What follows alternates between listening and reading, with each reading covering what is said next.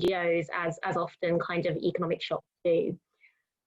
Now, obviously, there was also a really huge impact on the sort of shape of the needs that we were seeing, and sort of the demand for different services. And I think one thing to really highlight is that there was a real high level of need around just sort of those kind of basic low level things, such as food and things like that. So in particular, an organisation called the Food Chain, which is an organisation which has been around for many years in London, and which actually has experienced a lot of financial difficulty in recent years, really came into its own in this time, and I think massively upscaled the number of volunteers that they had. And here's some data just to show kind of how they were trying to meet need during this time. You can see just in terms of service users, over a period of 13th of March to 13th of May, which was during kind of the most significant kind of period of lockdown in London. The number of service users increased dramatically from the previous year. Now, the way that the kind of sector had to mobilise was really quite interesting, I think. So one of the things that we did as a sector, not just in London, but UK-wide, was set up an information network. And this involved NGOs, but also clinicians such as Jane and other clinicians across the country who were sharing information. We were meeting regularly on a weekly basis every Friday afternoon at 4, sharing thoughts, concerns, information. And this really helped to speed up some of the innovations and some of the changes that Jane's referred to, but also that I'm about to kind of touch on.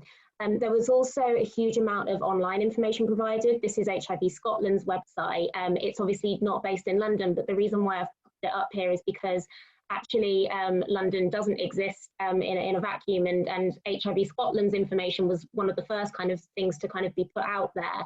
And actually there was a lot of cross-border learning and across city and sector learning as well. The British HIV Association were able to respond really quickly and had really regular communication with NGOs via this network and things.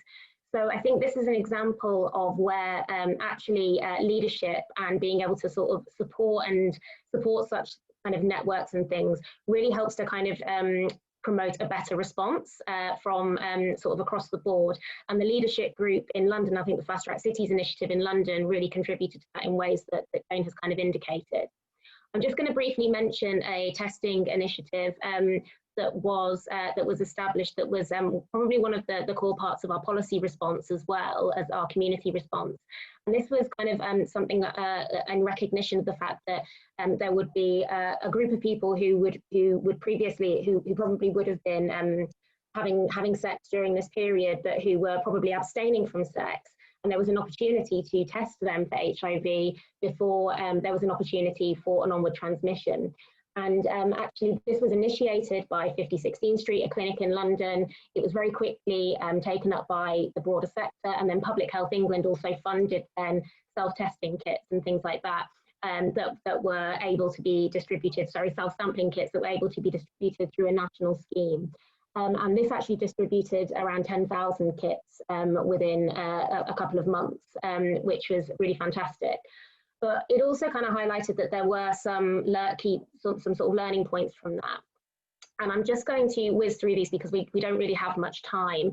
But I think one of the key kind of messages I want to say is that sort of the resilience and agility of the system is strengthened by networks, and leadership has a role in promoting these, both in terms of kind of highlighting opportunities like this and leveraging them. So things like testing in hotels that were housing the homeless, things like funding self-sampling and things like that, but also kind of responding to emerging barriers and issues and things. So an example would be actually initiatives being started up without consulting stakeholders, so actually not everybody being involved at the right time. And examples of that were the shielding advice, so advice for people to kind of stay at home no matter what, and that being kind of very confusing for people living with HIV, and how kind of what sort of leadership at a London level and beyond enabled was really strong networks to form and to respond to things like that. But also, I think it's really important to stress the point that Jane said about kind of COVID-19 exacerbating existing inequalities, And what we're particularly aware of is that we know that there are those people in London who are doing less well. We have fantastic HIV outcomes in London, but not everybody living with HIV is doing well. And also, we know that those inequalities that drive the HIV epidemic, so that make people more likely to acquire HIV, have also been further driven by COVID-19. So we have to be really aware of that. We can't just pick up where we left off. So the phases are complex, and actually the food chain has still got, at the moment, something like 3 times the number of people who would have been accessing the service last year. So even though we're not in lockdown anymore and people are back at work, actually there's lots of people who have now lost their jobs and things like that, and we're seeing this almost second phase of kind of need that we have to respond to. And I'm not going to go through all of these, but here's just some of the leadership group priorities for London going forward. And I really can't stress enough this issue around kind of mental health and mental well-being being something that's really being highlighted by support organisations working directly with people living with HIV, but also working with groups and key populations who are affected by HIV in London. So this is something that we have to be really, really mindful of, and kind of mindful of the fact that our system has had a significant shock. And that we need to kind of make sure that we're consistently evaluating the impact of that on the system, and where necessary, reprioritising and redistributing. I'll stop there. Thank you very much, Kat. And there's Kat's information on the slide if you've got any questions for Kat. And that was the presentations from London, so thanks to Jane and Kat for those. We're now moving over to Milan, where we're going to hear from Antonella and Massimo from the University of Milan and the Milan Checkpoint with their presentations on Milan. So please welcome Massimo and Antonella. Thank you very much. Hello, I'm Antonella D'Arminio Monforte, and I'll share I'm the Director of the Infectious Disease Unit of San Paolo Hospital in Milan, and I'll share my presentation with Dr. Massimo Cernuschi, that is the President of the Checkpoint Association in Milan. We have divided the presentation into the clinical part and the community part. The clinical part is referring to what happens in the hospitals, in the Milano hospital, with the outbreak of COVID, and I'll share my presentation if I found it. Okay. And first of all, you have to know that Italy was the first European country to be involved in the outbreak of COVID. We were totally unprepared because we didn't think that it would even happen. And so the beginning was at the end of February. And by now we have 276,000 cases, and the vast majority of cases is in Lombardy, our region. That was also the starting point of the outbreak, with 100,000 cases and with 17% of deaths, more than 10,000 deaths by now. So as you see, Lombardy is most important regions with the most important number of cases, very, very different from the other countries, the other regions.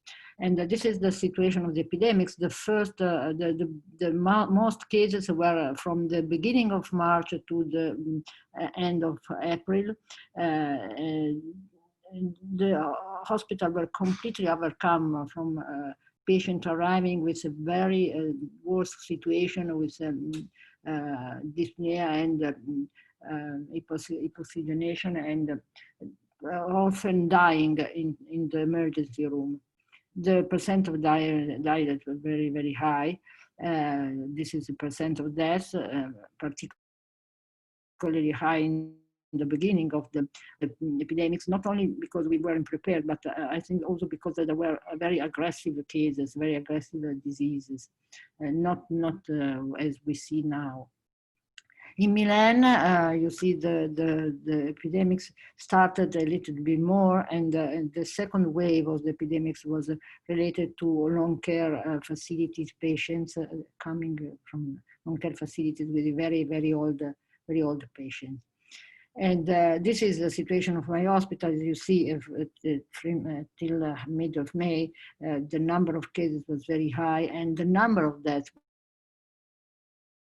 was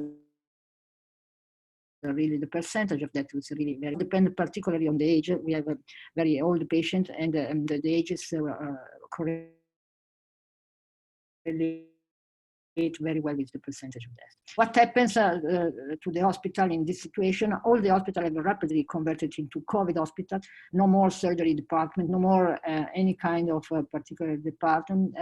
All units were transformed into COVID departments, and there were set up a multidisciplinary teams, including infectious disease doctor, pneumology, and the ICU doctor. But what is the most important thing for our HIV positive patients is that the access to visitors and to outpatients was closed by March 29, and will have been reopened just at by the end of May. So we have 2-3 months of completely isolation of the hospital for the public. So the problem is on our patient in care, and as you know, there are studies demonstrating that the COVID-19 epidemics led to death for HIV because of HIV treatment interruption, particularly in sub-Saharan Africa, where the situation is very, very worse for COVID and HIV. Moreover, it has been demonstrated not only in Africa but also in our countries in US that around 1/4 of HIV positive patients had difficulty to access to artery fills, and this is the huge problem for most of them. This is the situation I have collected from the 4 hospitals with infectious disease and with HIV care centers. You have to consider that in Italy, HIV drugs, antiretroviral drugs are dispensed only by infectious disease centers. So you cannot go to the pharmacy, to the outside pharmacy to buy the drugs or to receive drugs or to other centers. So the problem was very, very important for our patient that didn't have access to the hospital. And I have reported here the number of visits, but most of them are phone contacts, phone interviews in 2020, and the comparison with 2019 in the same period, the first 6 months of the year. And in medium, you can see that there is a decrease of 42% of the number of visits. And you have to consider that most of the visits are phone visits, not like a in-person visit. So what is the good thing on the other end is that all the hospitals in Milan have given drugs, have assured drug refill to their patients, even if they didn't visit them. In most cases, at the hospital pharmacy that had external access, so the patient couldn't arrive directly to the pharmacy and take the drugs whenever possible, because a lot of patients were in isolation, were in lockdown, or were in lockdown outside Milano. And in all the hospitals, it has been organized a courier service, sometimes in charge for the patient, sometimes in case of poverty in charge for the hospital, that has given the drug refill to the patient. So this is something that I hope we will see in the future, the effect of the results of this drug refill, if we will not have any kind of reactivation or reactivation of viral load. It means that it works, it has worked. And this is an example of structural phone interview that we have adopted in San Paulo Hospital. Basically, it's important to have a structured visit, so you can collect the data, and most important, you don't forget, you don't miss any question, any important question, such as if they have taken correctly the therapy, if they suffer from symptoms related to HIV, or some suffer from symptoms related to COVID, if they have been tested for COVID serology, or if they have been tested for swab for SARS-CoV-2, and what is the result is that they have been hospitalized for COVID-19. I think it's important to have a structured interview to make the situation similar to all the patients. So what are the critical issues? And this is my last slide. To cover related critical issues for outpatient care with HIV is that it is quite impossible by now to reabsorb all the scheduled and missed the face-to-face visit, because obviously other scheduled visits are ongoing, and it's difficult to decide if it's most important to visit the scheduled visit by now, or to reabsorb the lost scheduled visit. Also, because in the hospital we have access, the patients have access to the hospital, but we have to maintain the spacing and around 45 minutes between one visit to other, so a lot of time. And also because HIV positive patients fear to visit the hospital because they perceive themselves as immunosuppressed, and they frequent hospital as low as possible for them. But the general issues in the HIV care, outpatient care, is that particularly for patients with well-controlled viral replication, it becomes harder and harder to come to the hospital for the visit, for the examination, and for the drug refill. There are 3 different moments that generally are converted into 1 to 2 moments, but that are interfering with the work and social life of the patient. So, and moreover, we are infectious disease doctor, and we have to have outpatients for other specialties, not only for HIV. Particularly now, we have to follow up all the patients with COVID that have recovered by COVID, but with for long-term consequences of SARS-CoV-2 infection. So my last slide is this consideration. I think that it's now time for telemedicine, at least for a part of HIV positive individuals with well-controlled viral replication, taking drugs correctly, and having a job that doesn't allow them to spend a lot of time in the hospital. But it's important to decide what is the selection of patient and what is the timing for this on-site visit versus telemedicine. Thank you. I finished.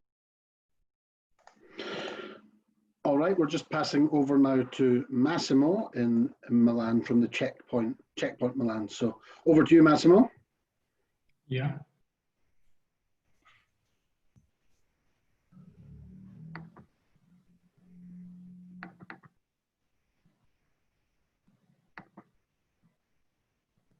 Okay, you hear me?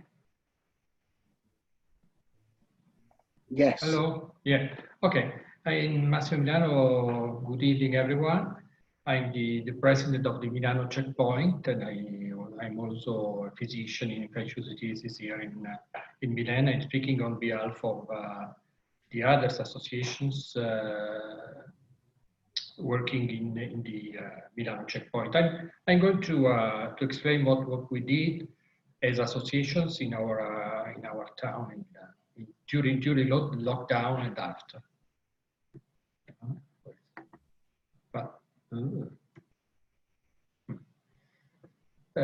These 5 associations, unlike us, CIGA, NPS, and Lila, is a HIV association working on the HIV since decades here in Milan, founded 2 years ago in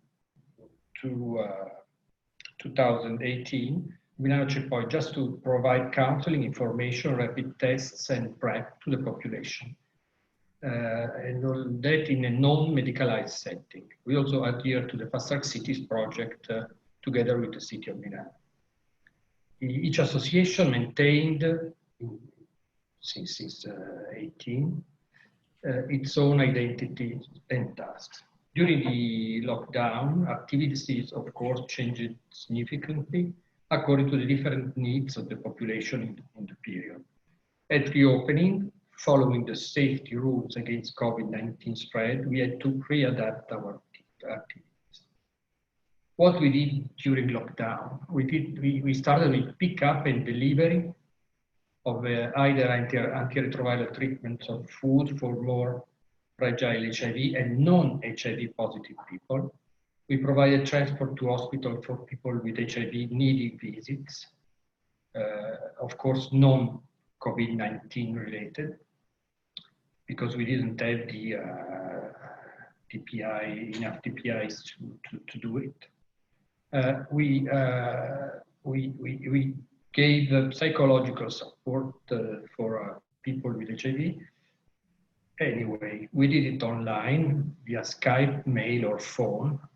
The offices of the associations of the checkpoint were closed during lockdown, but phone lines have been diverted to dedicated mobile numbers. We added support on COVID-19 for the general population and for health workers. We provided also logistical help to migrants on antiretroviral therapy. Other thing we did some fundraising for DPIs, life support machines, tablets for hospitalized patients with COVID-19. That means we worked also on COVID-19, not only on HIV. And also PrEP visits. These are performed only at the Milano checkpoint. Stopped. The consultation and follow-up online followed on demand. That means mails and Skype calls. The PrEP prescriptions never stopped under PrEP coordinator requests, thanks to our toxo collaboration teams.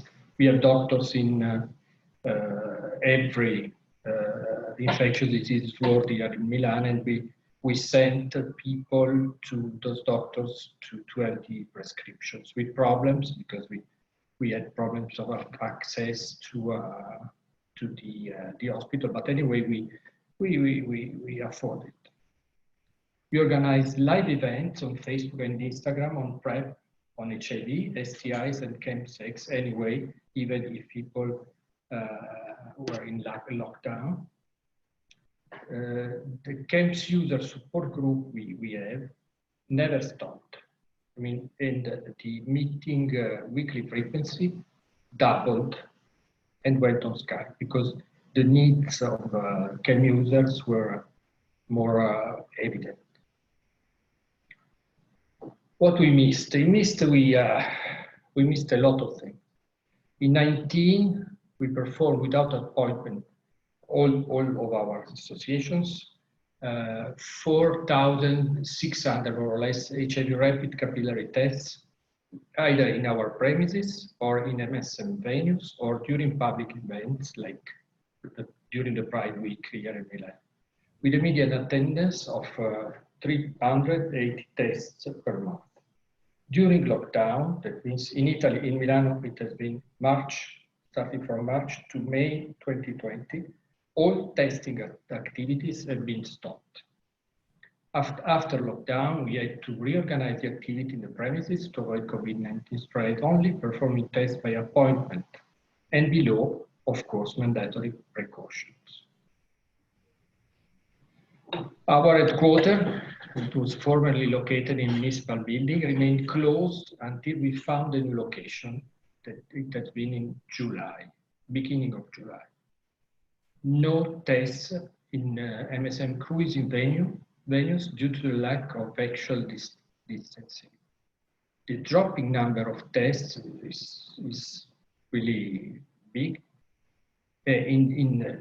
From January to August, we made 700 tests with a minimum attendance of 90 tests per month. Considering that we didn't do tests from March to May. About PrEP, in our center we have more or less 250 people taking PrEP. The PrEP visits in 2019 were 430 with a median of 36 visits per month. During 2020, from January to August, 230 more or less, with a median of 28 per month.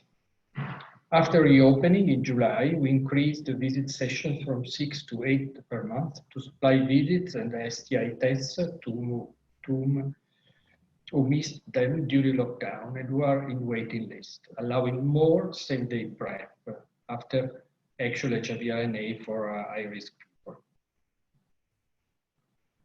Now, what's happening now? Now in September, we offered an open air testing weekend in a gay area in Milan, first time since February. We are organizing a monthly open air testing event in the same area. Actual problem could be the rain, because we are going to work outside and we don't know what's happening with the rain. Testing session in cruising venues will be performed again only if venue is open for tests only. Venue is a separate facility where no crowding and distancing space are secured. In our premises, we are trying to offer more testing days in order of balancing the longer time requested to perform every test because of the anti-COVID-19 measures. That's it. Thank you very much, Massimo, for that presentation, and also to Antonella for your presentations from Milan. We're now going to head over to Paris for the final presentation in this case study section, where I'm delighted to introduce Elodie Anya from Towards an AIDS-Free Paris. Elodie, I'm looking forward to your presentation. Thank you. Thank you, Nathan.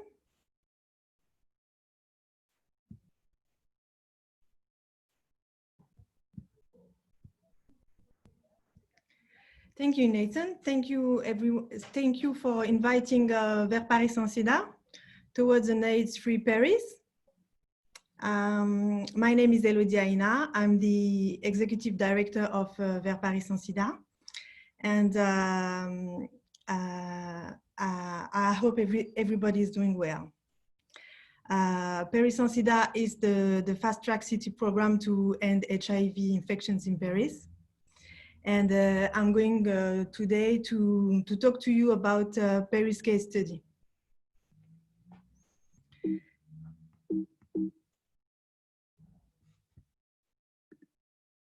In my presentation, I will be talking to you about COVID-19 pandemic context in France, then its impact on sexual health services and care offer, then the program innovations we have been working on in this specific context.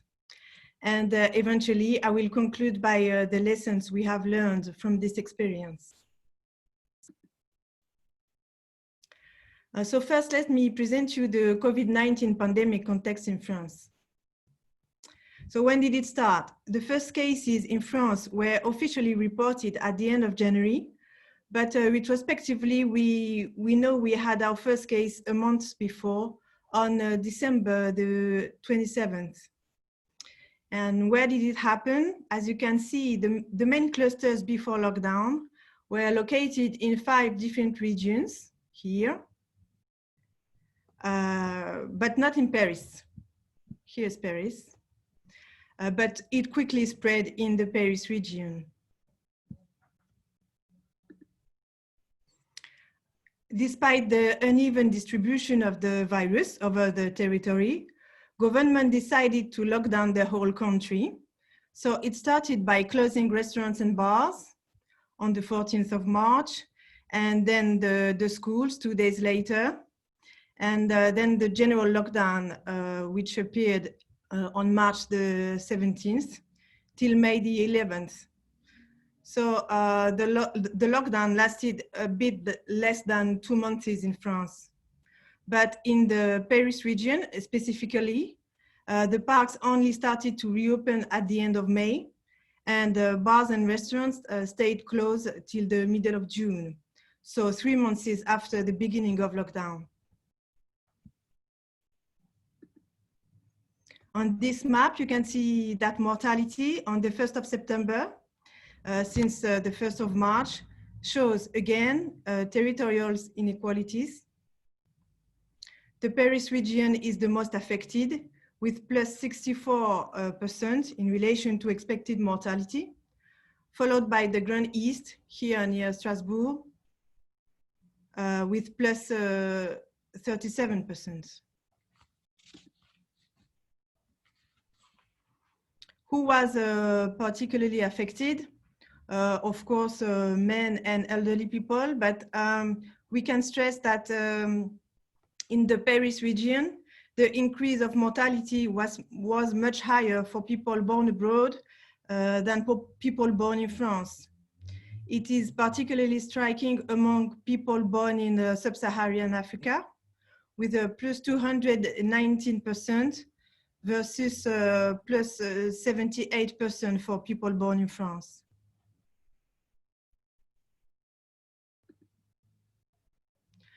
Regarding people born in sub-Saharan Africa, in the Paris region, the increase of mortality was even higher in the Seine-Saint-Denis territory, in the north of Paris, north and east, with plus 368% for sub-Saharan African people.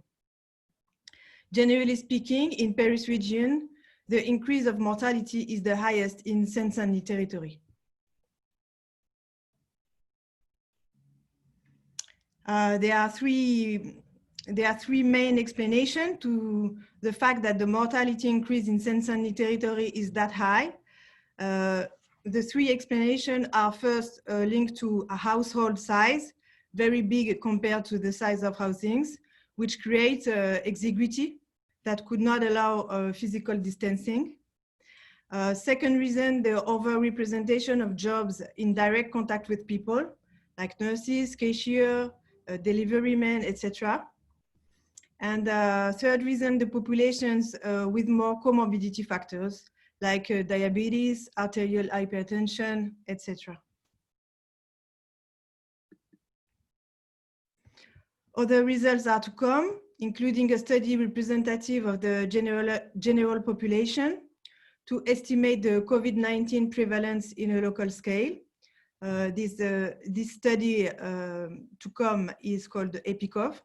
And in this study, the analysis of social inequalities is a major axis, like living conditions, employment, country of birth, etc. Now I'm going to talk to you about how COVID-19 impacted the sexual health services and care offer. For now, we could not collect many data on the topic, but we know some facts. First, there was no break in treatments for HIV and no breaks in PrEP. And this for three reasons. First, the hospitals sent prescriptions by email. Second, all prescriptions were exceptionally allowed to be used in pharmacies. And third, teleconsultation was developed.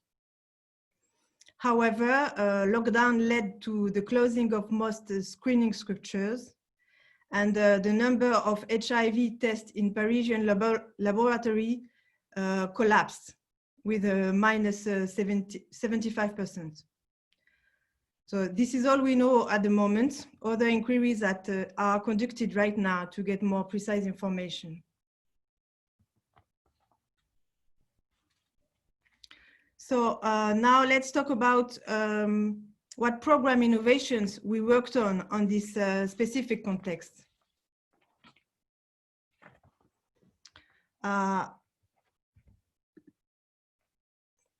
First, we worked with our different partners on ensuring continuity of sexual health during lockdown. So for that, we lent on Dr. Naked, our spokesperson. We used to talk, the spokesperson we used to talk to MSM on social media. Dr. Naked is quite naughty because he is naked under his blues, and that's why we call him like that. He's quite popular amongst the young MSM and queer people in general. So we managed to organize the free sending of HIV self-test directly to people's home, which was the point of our first campaign on social media and dating applications. So it says on the picture, during lockdown, ask for a free HIV test, HIV self-test. We send it to you and we provide the follow-up. Need some advice? Call us at this number. We are careful of saying call us and not call me. Otherwise, we know that we would have plenty of calls of men who would like to talk to Dr. Naked, who unfortunately does not exist, as you can guess. The second campaign, also for MSM, still with Dr. Naked, was about mental health care. We wanted to tackle the issue of loneliness and isolation that was particularly expressed among MSM during lockdown. So the campaign said, during lockdown, you are not alone, you can make it. You can follow Dr. Naked's advice every day on Facebook and Instagram. Lonely and anxious? We can help you at this number.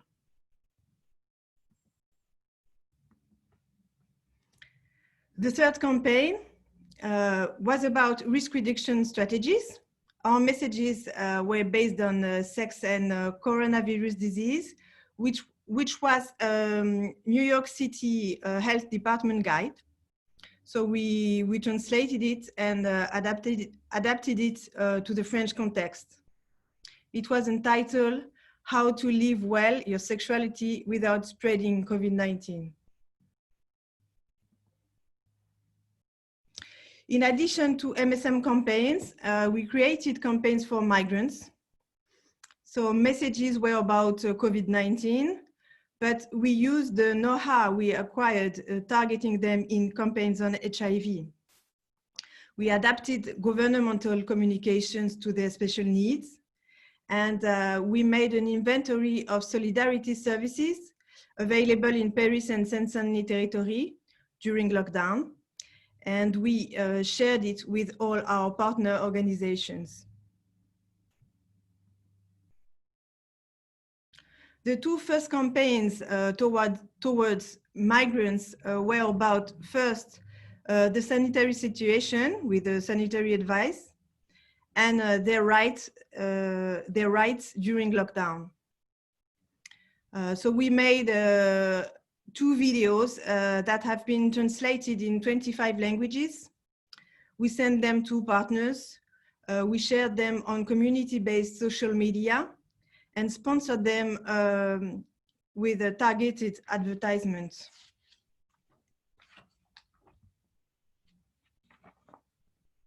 We also produced a community-based campaign against fake news regarding COVID-19. Especially for sub-Saharan migrants. We broadcasted it on community-based social media and sponsored it with a targeted and geolocated web advertisements. So this is what we did during lockdown. Now let's see how we've worked on providing services after lockdown. After lockdown, we created a hotline with a partner organization, which was called Test Before Sex. It was about, first, HIV self-test sending for free, STI checkup prescription by email, and free sexual health counseling. Our favorite doctor, the naked one, was again our spokesperson for MSM. If I translate you the image here, it is said, end of lockdown, test before sex, to receive an HIV self-test, an STI prescription for test, sexual health advices, call this number. Here is another campaign about the same offer, Test Before Sex. It said, prepare your end of lockdown safely, call this number, sexual health advices and testing solutions.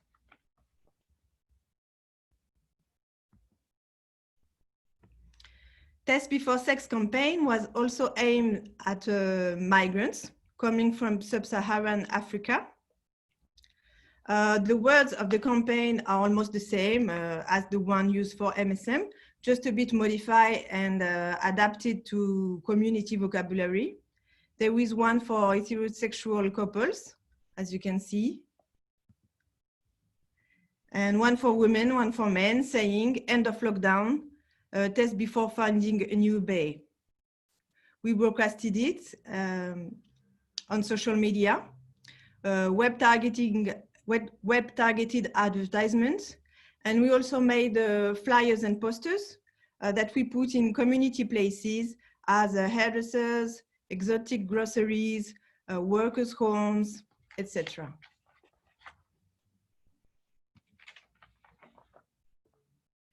So the system Test Before Sex setup benefited to 552 individuals in 2 months. It was particularly successful among MSM, who represented 3/4 of recipients. A quarter of them was heterosexual, almost equally divided between men and women. Now let's conclude. As a conclusion, I would like to talk about the connection between the fight against HIV and the fight against COVID-19. Personalities and organizations involved in the fight against AIDS had know-how about public health, which they made available immediately to design responses to the COVID-19 pandemic. It allowed to maintain partially sexual health services during lockdown and to offer propositions to organize the end of lockdown. Major decision makers around Emmanuel Macron are people involved in the fight against AIDS. However, in the COVID-19 context, government action towards some people came late and did not tackle enough the issue of social inequalities. Thus, the action towards an AIDS-free Paris was especially designed to complete government action and focus on people most fragilized by the pandemic situation. Thank you for your attention. Thank you very much, Elodie, and unfortunately, that is all we've got time for in this case study section. I know that there was some questions that came through, but please do find our speakers on social media or through their organizations. All of the details are in the rundown. Thank you very much for all of our attendees from all over the world for joining for this case study session about European cities, and thank you to all of our panelists who spoke from Kiev, London, Lisbon, Milan and Paris. Thank you very much to everyone. I hope you have a wonderful rest of this Fast Track Cities conference, and hopefully we'll see you next year. Goodbye.